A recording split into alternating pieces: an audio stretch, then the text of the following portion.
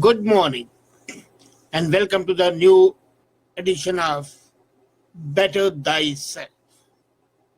Whenever we are faced with an issue, whenever our circumstances become adverse, people come in and start chiming, sweet are the uses of adversity. Maybe they are, maybe they are not. You know, Ordinarily people say that it's through adversity that your best feelings, your best traits, your best characteristics come out. Well, there is a certain truth in that, and there's a large amount of falsehood in that. Adversity by itself is neither good nor bad.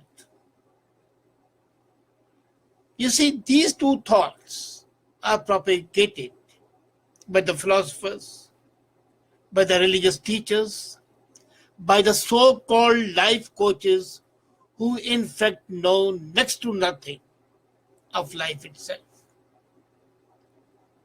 I'm ordinarily fond of saying and quoting Greek tragedy. And Greek tragedy, as expounded by Aristotle in his small book of about 60 pages, Poetics, says that the essence of tragedy, the human tragedy, as reflected in the dramatic tragedy, lies in the twin concept of anagrosis. And that is insight into the working of fate. And second is catharsis, which is sublimation of the baser emotions, and they result from the downfall of the hero's suffering. Adversity is supposed to refine human character. It is supposed to refine and stimulate philosophical insights and make noble those people who are not noble. This concept of Aristotle is also echoed by Francis Bacon when he says, prosperity doth best discover vice, but adversity doth best discover virtue. Shakespeare's Romeo and Juliet, adversity, sweet milk, philosophy. All this is possibly correct to a certain extent, but it is so also true what Nietzsche, the German philosopher, and Somerset Maugham, the British novelist, hold. And that is that adversity, far from refining and improving human beings, leads to coarsening of the moral fiber, makes people self-centered, narrow-minded, jealous, unjust, and uncharitable. Imagine, look at all the things around you. When the people are in adversity, their first human aspect of the human nature comes into picture. They become more self-centered because their own needs are much more. You can be charitable once your own needs are met. In times of adversity, your needs so unnerve you that you become self-centered. It's very rare the people would say, thy need is greater than mine. Because that needs a sense of discrimination, a sense of separating the needs away from the self. And then adversity says, no, let me live. Let me have life. And then in case I am living, I'll let you live. It's never live, it's always live and let live. Neither let live and then possibly live. So adversity by itself can be very harmful to the majority of the people. By resolving the perplexities of mind and of life, that solution makes you look at things from a very narrow perspective. You will really find good in suffering. When the novelists and when the fiction writers show that the people who have suffered become more noble, they are in fact trying to project that image which helps people exploit others. And it also soothes those people who are exploited. They'll realize, okay, I'm going to be more noble, I'm going to be a better person. Okay, then suffering is acceptable. This, in fact, gives rise to slave mentality. The acceptance of the fact that your bad condition, that your adverse condition is a gift to you from that non-entity called God, or is a process through which your emotions and your sentiments and your feelings become better, and you are a better and nobler human being, makes you satisfied with the present condition. And then you don't rebel. And that is why all the agents of establishment, whether they are teachers or the parents, whether they are the religious gurus, or the politicians, or the so-called life coaches, they always say, sweet are the uses of adversity. It brings out the best in man.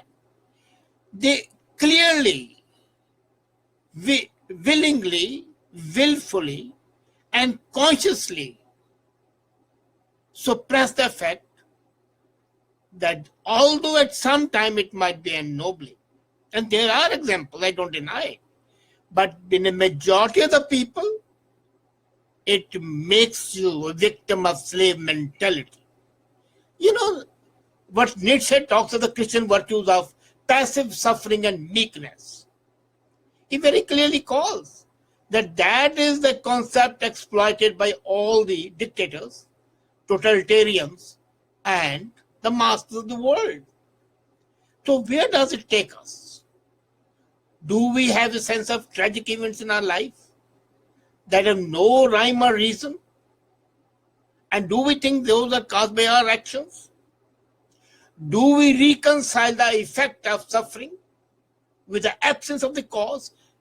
You see, the problem is we always forget that there is a causal relationship between suffering and our own actions. Most of the suffering that comes to us is because of our actions. And when it comes without our actions, that is a gradual process of, in nature, taking its course, up and down, ebb and flow, high and low. They are parts of life. Now, to find our real answer, whether adversity is welcome or not, let's go to Socrates. Examine ourselves, examine lives, our life and your life, and you will find that growth of any kind takes place, whether you are in adversity or not.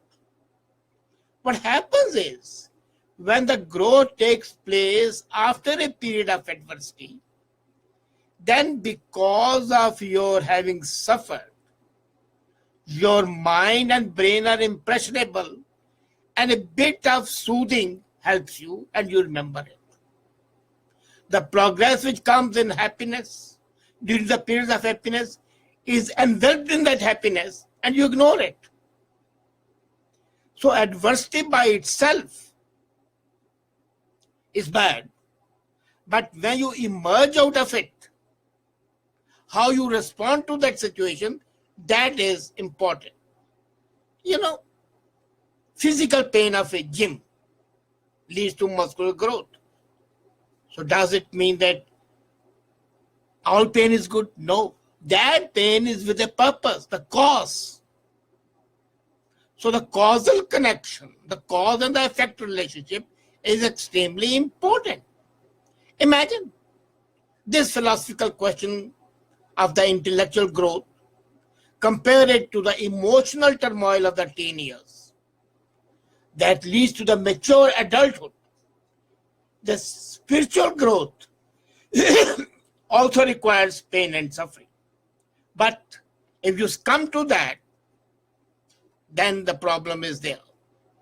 You know, one writer, Winkel, he writes about the prisoners in Auschwitz, Hitler's concentration camps, where the conditions were degrading, and life threatening. But some people at that time, some people, not all, there were 6 million people who were there. And out of them, 4 or 5 became better human beings. And they started a new school of thought called psychotherapy, the Vienna School of Psychotherapy. So, by itself, as I said, adversity is a material. It is how you react to that situation. Now, imagine that you have undergone a cataclysmic change in life. You are suffering, you are unemployed, you are ill. If you come to that and say, oh, what's going to come of me? Or you become meek and subservient, it's God's will, what can I do? Then you are not going to become a better person. But in case you said, oh, I'm suffering, oh, I'm unemployed, doesn't matter. After all, I'm a Homo sapien, I'm a human being. I have the capacity to challenge these conditions. Let me gird up my loins and face the problem. And I'll get a new job. I'll start my own business. So that can be a catalytic agent. In case you react to that in a sensible manner. But if your reaction is the typical fatalistic reaction, or a reaction born of the slave mentality and slave morality, I can't do anything, you can be sure then at that time adversity is not going to be an instrument of bringing out the best in you.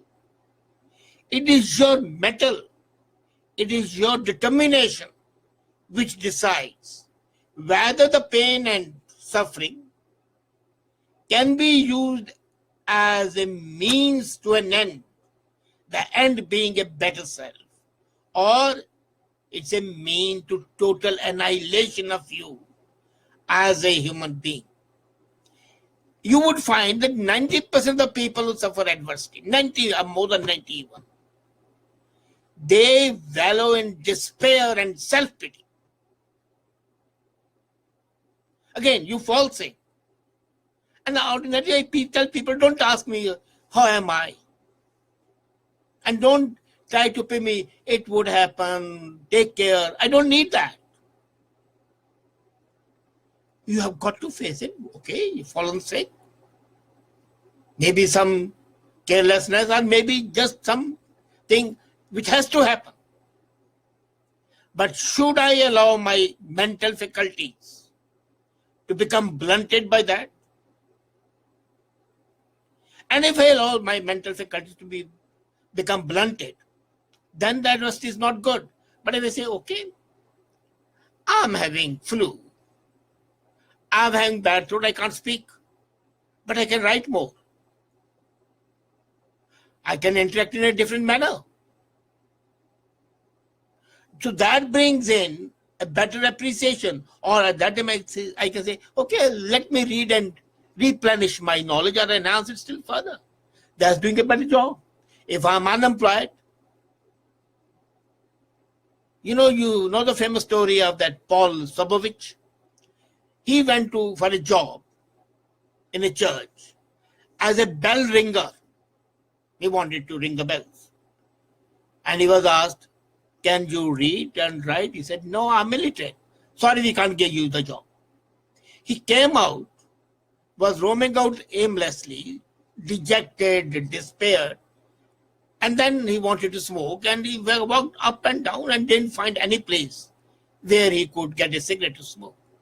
So he said, why should I not start selling this? Next day, he had a tray hung around his neck and started walking up and down at Paul and sold cigarettes which earned him good. And then he slowly built an empire and then set up his own factory of cigarettes, Rotham's. Became a multi-millionaire. But he was illiterate, so he'll keep all the money at home. And one day, with all the money, sack full of money, he went to the bank, deposit the money. And the bank manager said, would you sign? He says, I can't sign. I can only make my mark.